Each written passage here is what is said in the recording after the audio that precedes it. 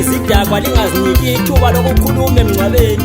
Ayikho into eziyoyikhuluma labantu ngoba zihlala njalo nje zidakiwe. Nasi sibonakaliso esiza nomfundisi webandla leFamily Church uJB, umuntu ongaziwa ibackup yaseTholotsho khonapha esigodini saseNanda kwelamaphikankana. Ngakuyiqala ngothwe esidongo engasoze bebopha intambo.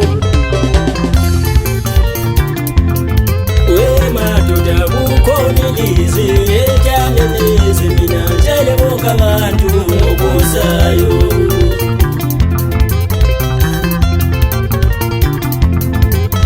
Madoda kukhona ilizwi etyaleleze, mina tshele bonke abantu ngokuzayo.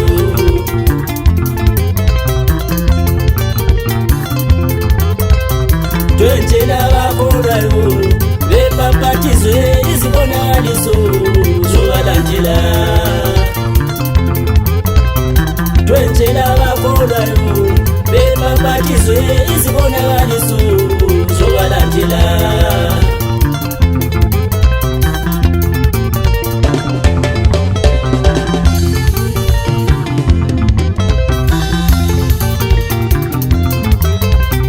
Twentshela abafisa ukubona izulu kodwa bezama ukufa, angeke balibone izulu bengafanga.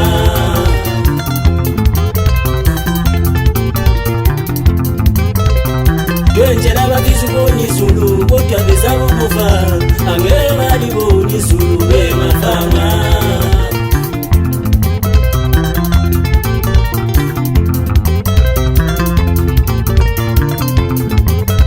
Madoda kukhona ilizwi elyakhuluma, mina njengoba abantu ngokuzayo.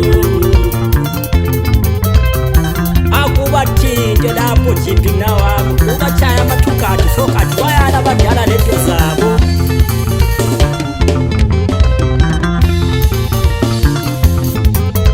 Livumelele umuntu akhulume, lo mhlaba usuyaphela, kungenzeka uthunywe inkosi. Livumelele umuntu akhulume, lumhlaba usuyaphela, kungenzeka uthunywe inkosi. Lwetshumayele ngabanaki mina bazonayo, kahle kahle ngithunywe abakholwayo.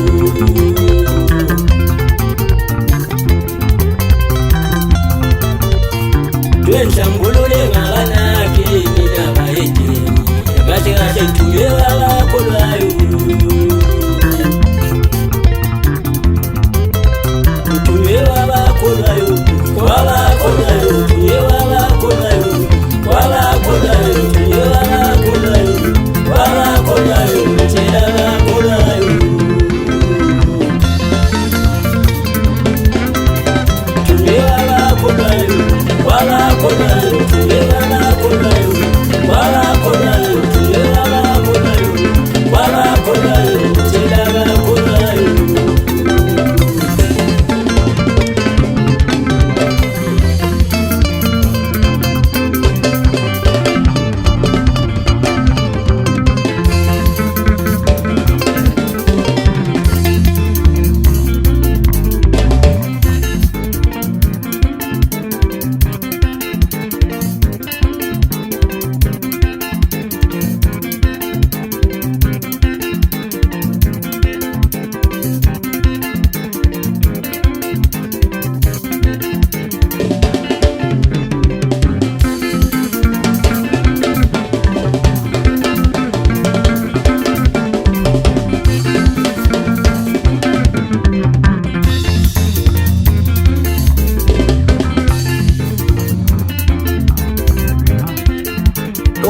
Kulonyaka madoda zikwanje yini mnajiphi mfana kumabhasi khona esigodini seThabanda.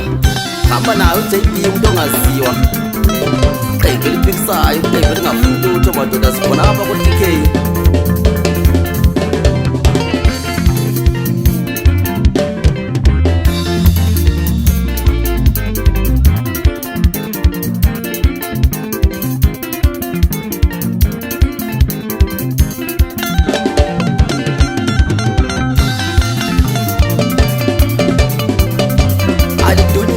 Lemboza idunisa lapha phetsheya komfula madoda. Ize ngalikhohlwa ivangeli lami ngikhululekile madoda phansi kwanejibhiko lasekuphileni lasefeyithi omdala usandlo.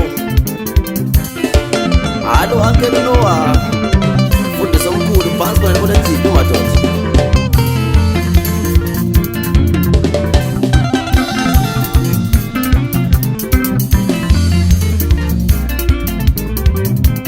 Babizo natonza madoda labo Bizethi onkunzi othiya labo Mthana uDibongi madoda ngibakhuthaza ukuthi abahlale eduze lenkosi madoda.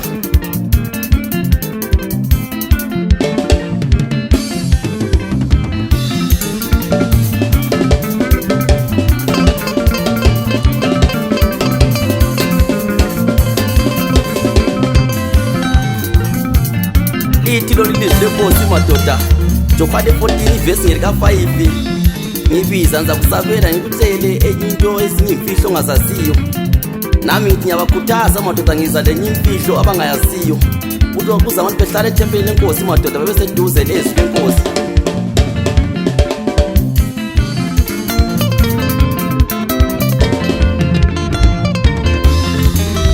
Kanti vele usiza ntoni na ukuthi masusebenzi ubusulahlekelwa ngumphefumulo wakho. Kanti vele usiza ntoni na ukuthi masusebenzi ubusulahlekelwa ngumphefumulo wakho.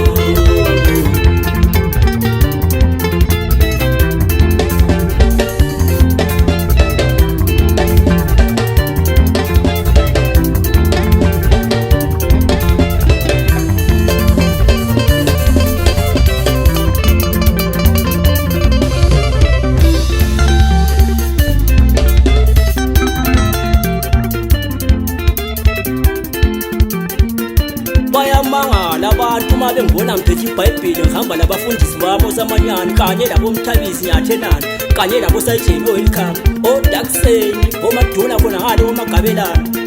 Yithi abafundisi bakulezi insuku abanye baphethe ama-dictionary bezitraffic endleleni yenkosi madoda.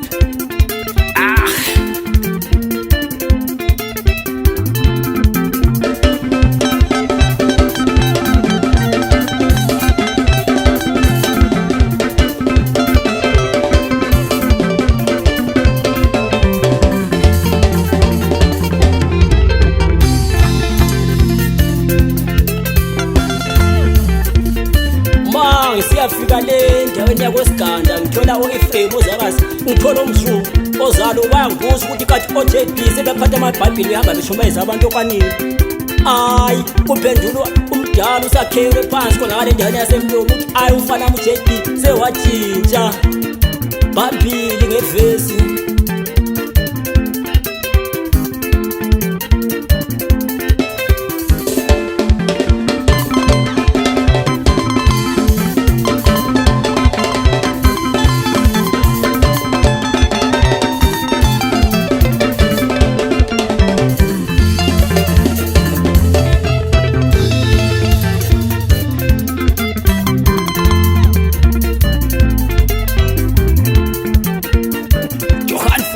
Verse 15, if you love me, keep my commandments.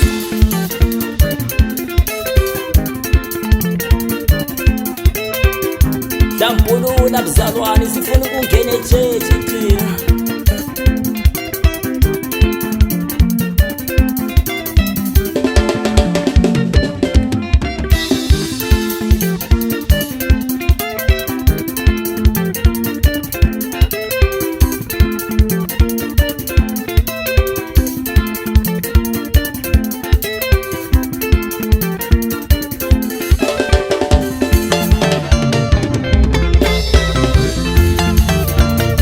Yeah.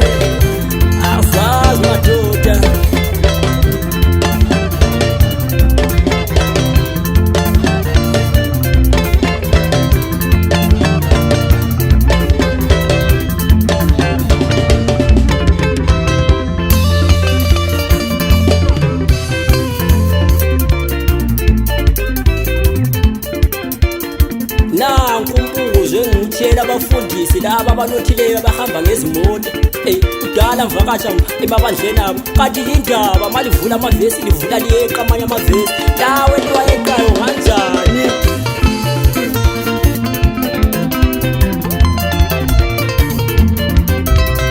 Twenzela abakolayo bebambathize izibonakaliso zobalandela Twenzela abakolayo bebambathize izibonakaliso zobalandela